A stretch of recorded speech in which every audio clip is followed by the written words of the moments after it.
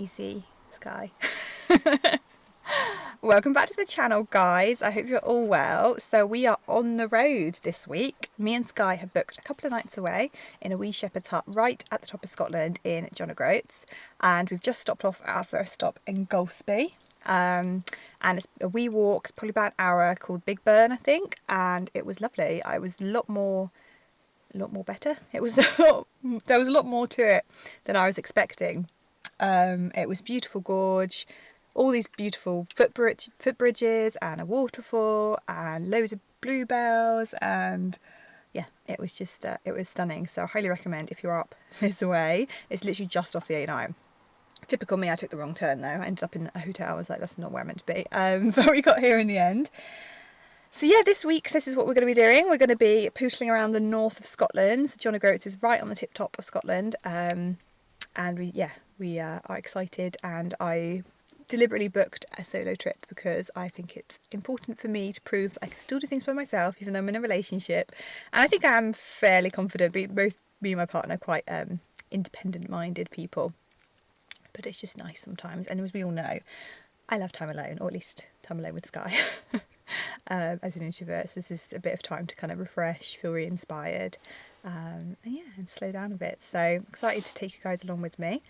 I think we're going to head up to Wick, maybe stop up there because we've got a little bit of time before we can get into our shepherd's hut, and there's a castle or two, I think, around there that we might be able to just ruins. I mean, not like fancy, not like Edinburgh Castle type thing. Yeah, I've been up this way once, years ago. I did the North Coast 500 with my partner, but I've not been back up since. So yeah, I'm very excited to go properly into the wilds of Scotland. I know I live in the Cairngorms, so it's pretty wild, but it just feels as a different feeling to when you get like above Inverness, and it just gets more and more kind of barren and dramatic. And I cannot wait to be by the sea again because I miss it so much. It's the only downside living in the Cairngorms is landlocked. It's beautiful, everything else, but it's not got the sea. So yes, we're going to crack on. I'm going to have a little bit of food first because I'm starving, and she's going to have a treat. I'm not saying it yet because she's going to have it after I have my lunch. And yeah, I'll check in with you guys in a bit.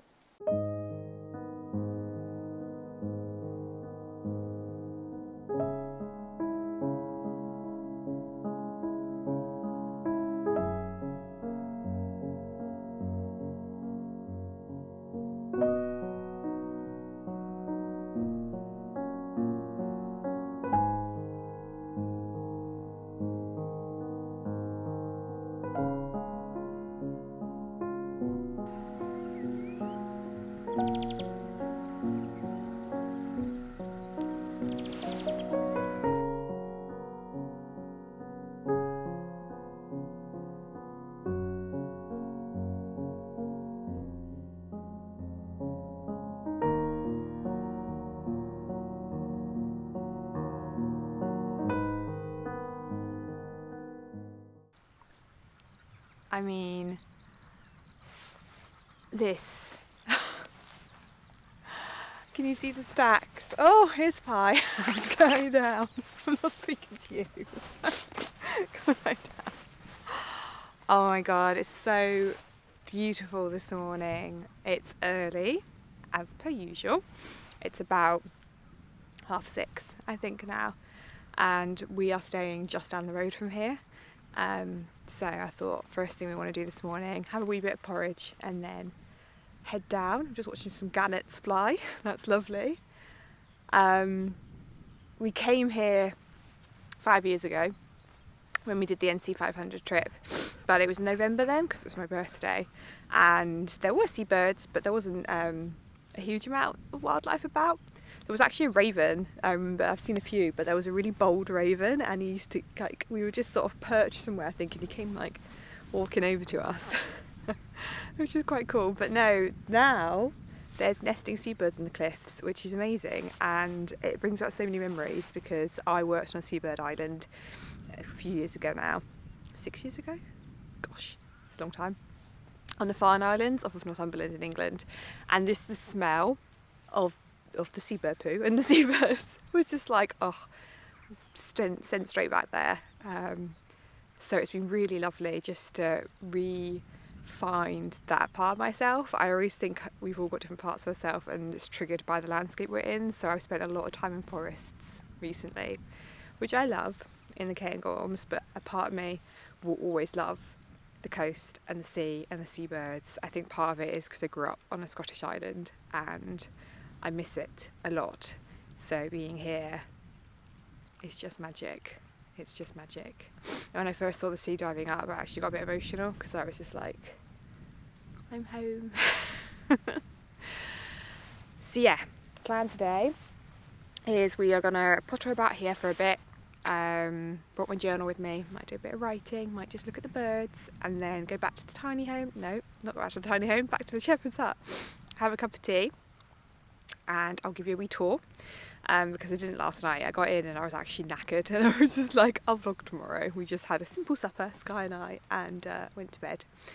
And then we're going to go explore today. No like major plans, but I do want to go, I think, to Dunnet Head. I want to go to beach, a sandy beach, if I can find one. And yeah, just have a slow day up here in North Scotland.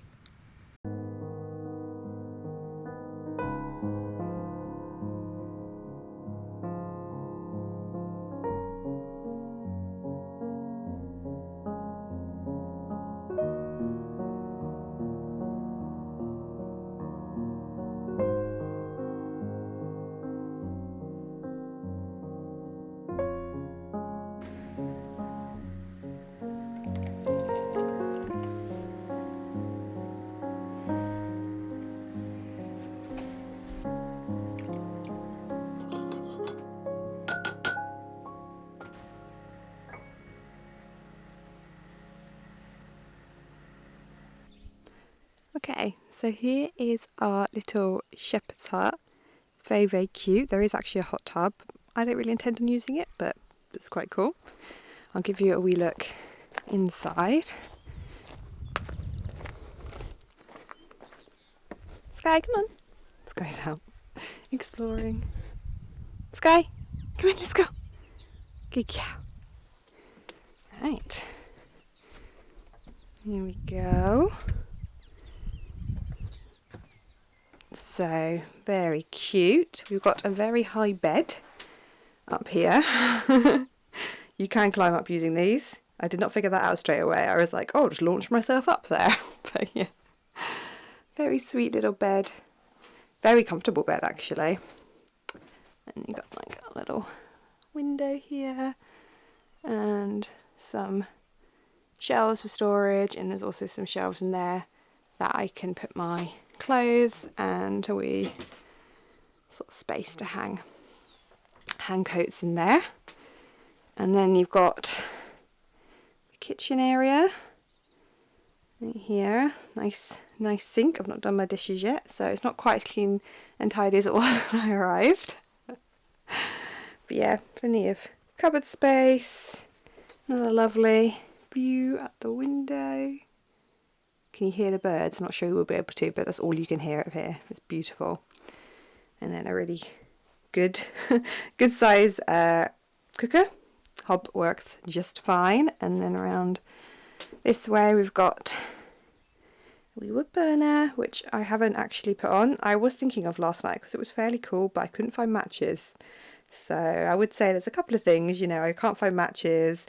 This was meant to be lit or ready to light. Can't find a sponge to do the dishes. There's maybe a few bits that needs a bit of work in here, but overall it's really lovely. You've got a TV. There isn't any signal and there isn't any Wi-Fi. So I'll drop the link to this Airbnb below. And if you do come, just be prepared for that. But I'll show you the bathroom now. Actually a really nice size bathroom, I think.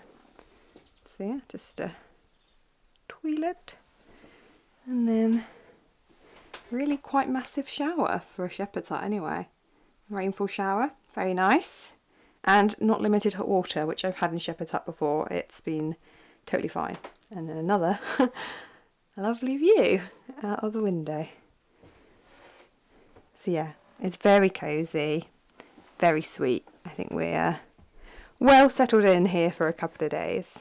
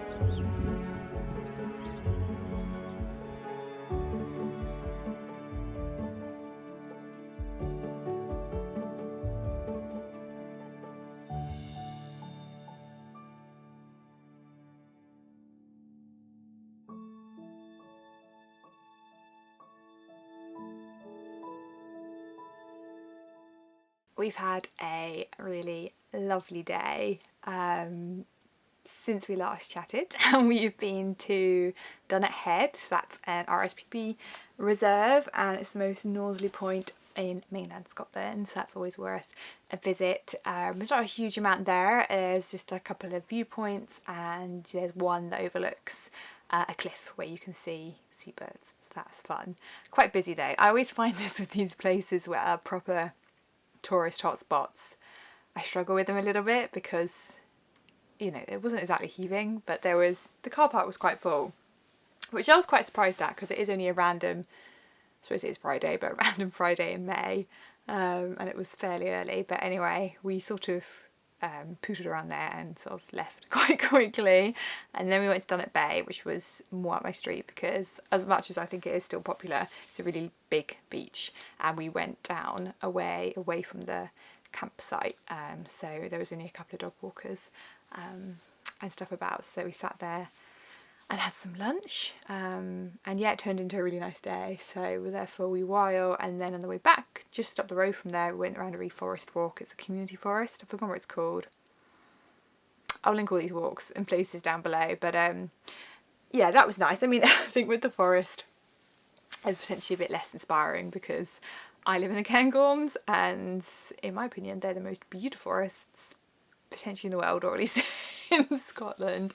So, you know, that one was very much more of a community word, little, not a massive area, but it was really cute because it had like sculptures and had this really cool like wooden lodge, and we couldn't resist having a poke about because as soon as I saw Forest Walk I was like, oh, let's go and have a little look, and then made our way back and dropped into Puffin croft. So that's literally just up the road from here, and it's a really lovely spot. I remember seeing this on telly when probably about 6 or 7 years ago with my mum, because the lady that now owns it, it was all about her buying it and trying to, it was quite like a ramshackle place. There was a random few animals there, but yeah, not much. And she was from, I can't remember, London or South England, so this is very much new to her. And I watched it with my mum, and we were both like, this could be your life, because I would just love the idea. The romantic in me was like, moved like as north in Scotland as you can go, remote, animals to look after, grow your own food. I was like, yeah, it sounds cool. So we came in 5 years ago, me and my partner came and visited then, but it's definitely like upped the ante since then, because there was like an honesty shop there, but now it's like a proper shop, and it does sell some lovely things. The animals are still there, the pig's still there, the donkeys are still there. They were there 5 years ago, which is really lovely. I bought this candle because I wanted to support them anyway, and then I saw the candles, I was like, this is going to be easy. It's just a wee, she makes them herself, crofter's candle. It's quite earthy smelling. So I was just like, I'm gonna have to buy that because why not? I also was quite impressed, popped down to like the centre of John O'Groats, again fairly busy. That's where you get the sign. There's a sign that's quite popular that you can pose with that says like certain Orkney Islands and all this stuff. If you know, you know. There's a sign. I've seen it, so I didn't go and see that. But as it was warm, I was like, I'll just see if there was any vegan ice cream. And they had like a whole vegan menu of ice cream. And they even had like ice cream sundaes, but I thought that might be a bit much. So I just got a vanilla and sat outside with the dog and ate that. And yeah, quite tired now. I think that was quite a lot of bobbing about. Wasn't like all of that was within about half an hour's drive. So we didn't drive too far today. I didn't want to drive too far after a long drive yesterday. So I think we're just gonna chill at the hut. I might pop back to the stacks this evening, or maybe just do that tomorrow morning, because that is my favourite place. And yeah, tomorrow just pootling down the road really. I don't want to be home too late, but there's a couple of stops I might pop in at. It depends on the weather, and I have no idea what the weather's going to do because I've got no internet or signal, so it'll be a surprise. But yeah, I think I'll say goodbye now, guys. If I do film anything tomorrow, I'll put it at the end of this video, but I hope you enjoyed this wee on the road vlog, and yeah, like I said, I'll link these places down below if you're ever up this way. And next week we'll be back at the tiny home, and I'll be able to speak to you guys then.